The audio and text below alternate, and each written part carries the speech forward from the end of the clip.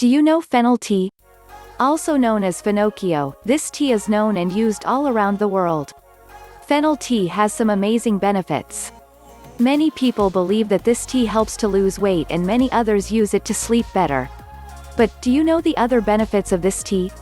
Helps against free radicals, aids the respiratory system, controls blood pressure, reduces gas and aids in digestion, lessens bad breath, helps you relax and sleep better, helps with weight loss.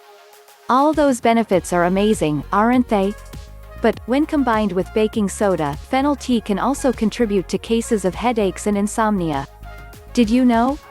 Baking soda aids the good functioning of the body since it regulates blood pH, contributing to good digestion, relaxing the muscles and nerves, and alleviating headaches. Learn how to make a fennel and baking soda tea to get all these benefits. 45 ounces, water, 1 teaspoon fennel seeds, 1/2 teaspoon baking soda. Making it is very simple. Bring the water to a boil, turn off the heat and let the fennel seeds infuse for 2 minutes. After that, strain, add baking soda and drink right after.